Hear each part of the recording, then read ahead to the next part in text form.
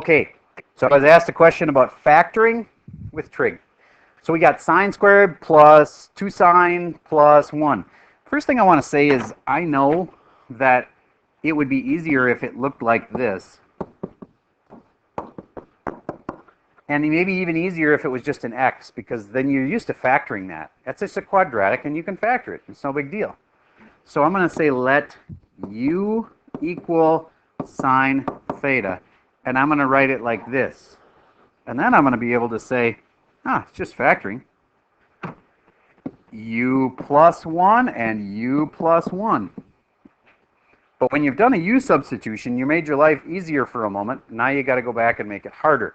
So, hint number 1, get everything to be the same function by doing swaps off of your sheet. On your, I think I remember, wasn't there a sheet with this thing? Or did the take-home final not have a sheet of, okay, then you can print one, or you can like go find one in Schoology. There is a sheet that's got a whole bunch of facts that we're going to give you on the final. Like for instance, sine squared plus cosine squared equals 1. So you can use that sheet if you want to in the course of doing your take-home packet. All right, so now I've got u plus 1 equals 0, so u equals negative 1. And u plus, I'm not going to do it twice, they're the same exact thing, so I'm going to get the same answer. So that's my answer? No. U is sine of theta, so I'm going to now do the substitution here, and sine theta equals negative 1. And that brings us to circle trig. You remember now, you're in the trig part of this class, which means circle trig is for sure on this final. So let's do a quick power review of circle trig. All students take calc, and that says what? It tells me where things are positive. All of them are positive in this quadrant. Sine is negative here, so I'm looking for the places where sine is negative. Well, sine's positive here, and sine is positive there. So these two are out. Next, this to me, I always like to put in over 1, so it's giving me 2 sides.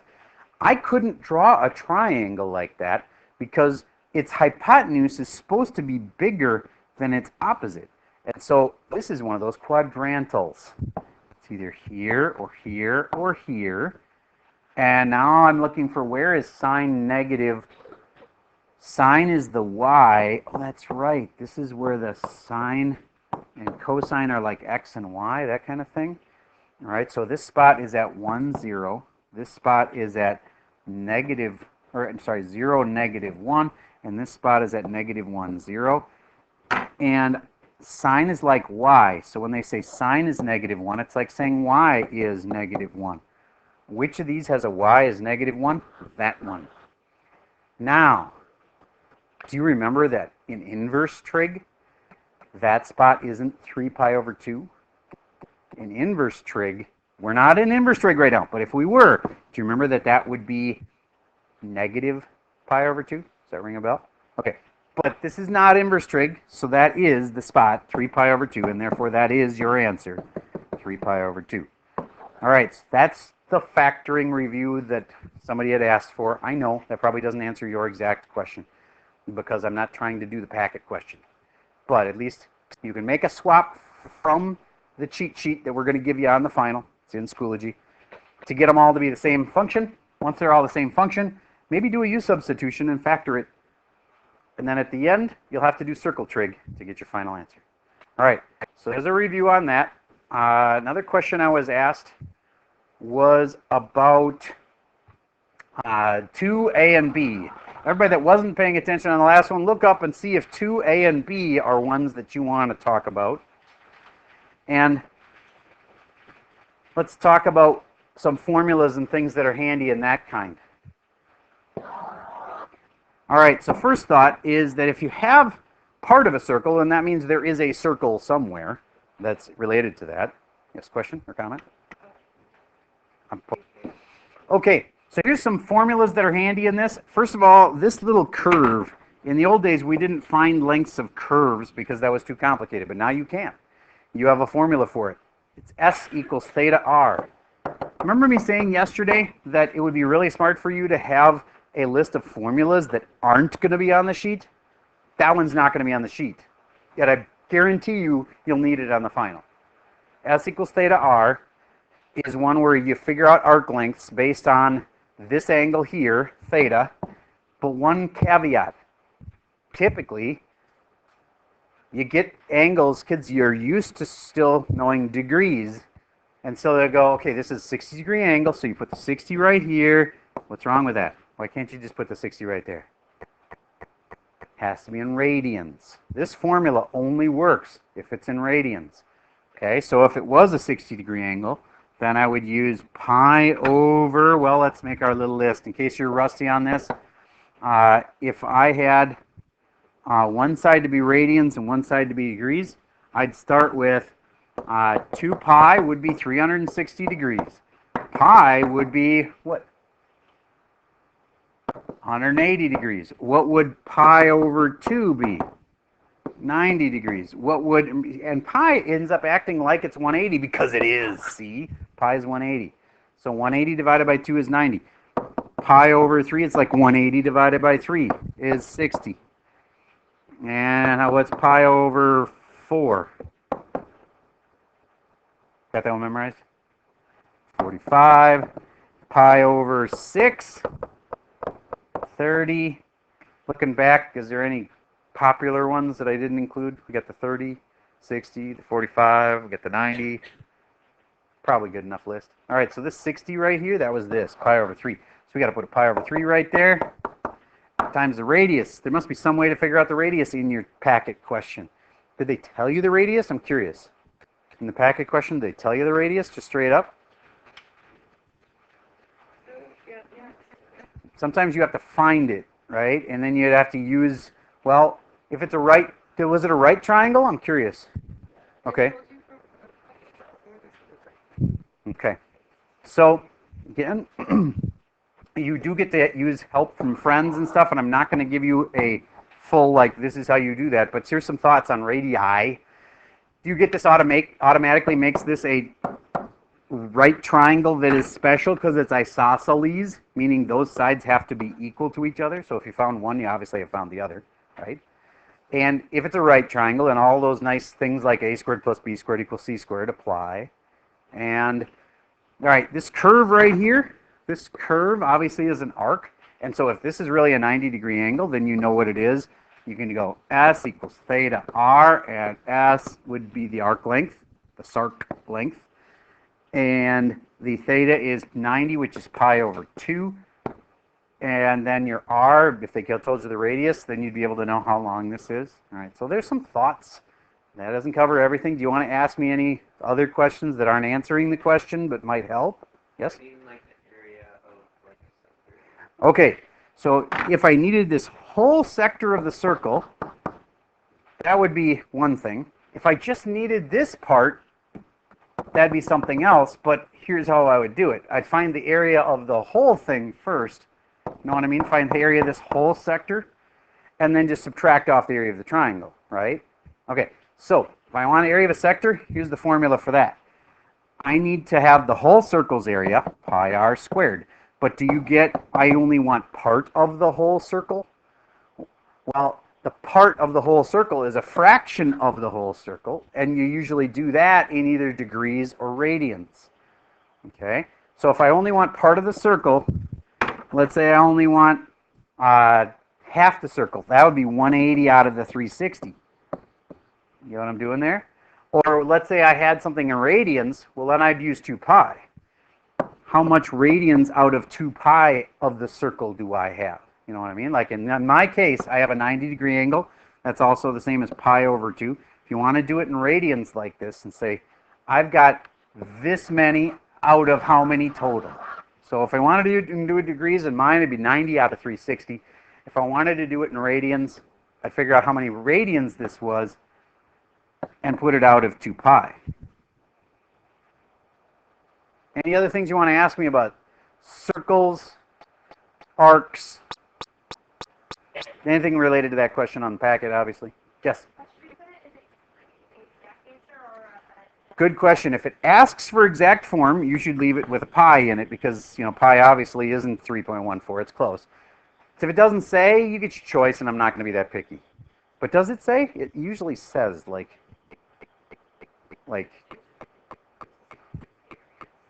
okay, if it were me and it said to calculate the area and it didn't force me to use 3.14 and get a nasty decimal, I would just leave my answer with a pi in it. Any other questions?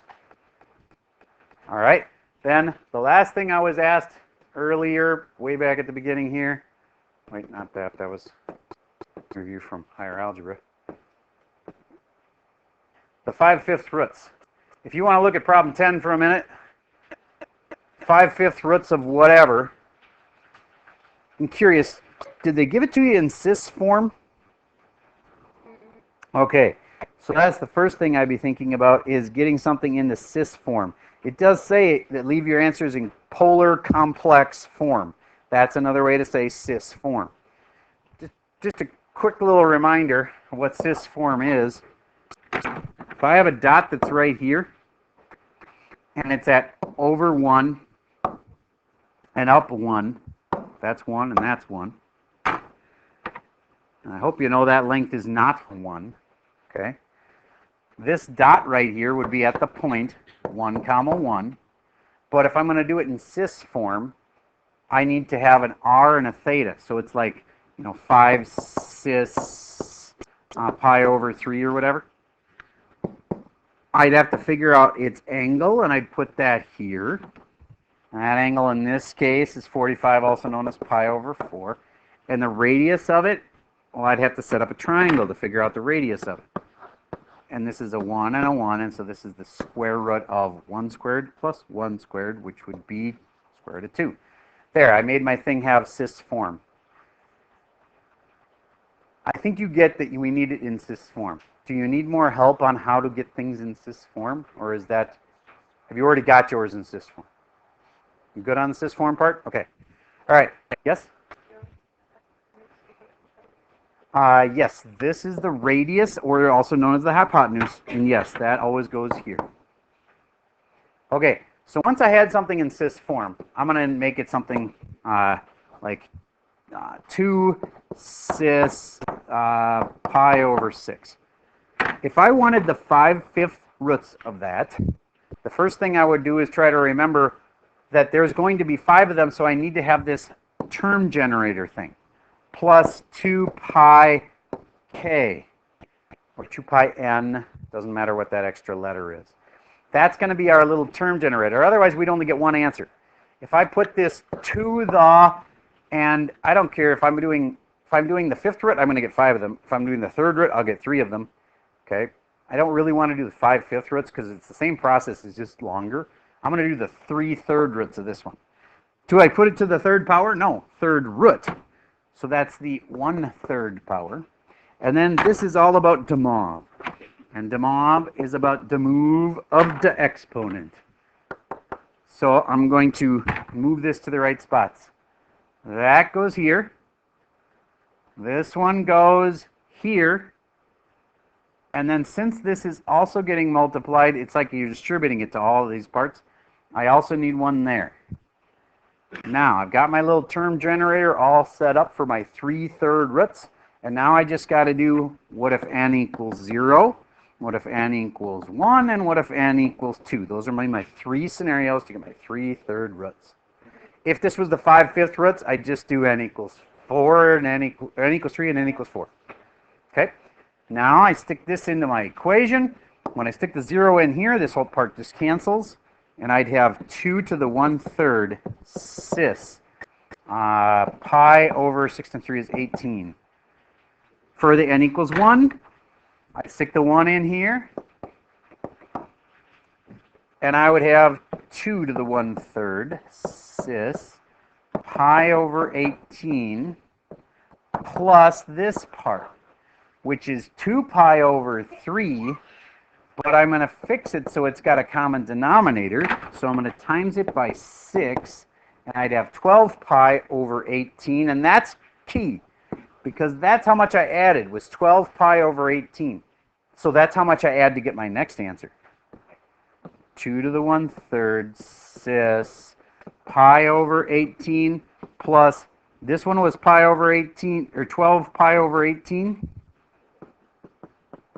plus the third one here, this third one, I have to add another 12 pi over 18. So that would be 25 pi over 18. So this simplifies down to 25 pi over 18. This one would have been 12, one makes 13 pi over 18. Last thing is, you have to watch out, did the thing ever go over pi? Now, I was pretty tough on this. My colleagues weren't as tough on this. They would have actually accepted this, maybe did a small deduction of points. I was tougher on you and made you remember, especially on right before the test, I practiced with you, you can't have it go past pi. So if this goes past pi, which it did, that would have been 18 pi over 18. It went past pi. You got to write the answer with a negative. So this one would be the same as negative, how far? 7.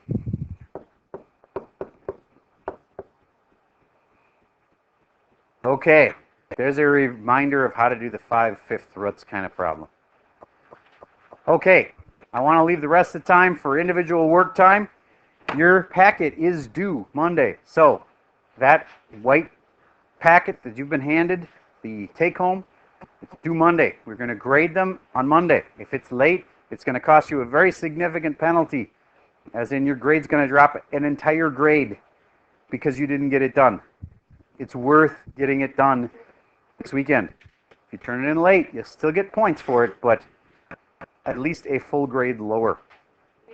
All right, that's all I have for you for the video for today.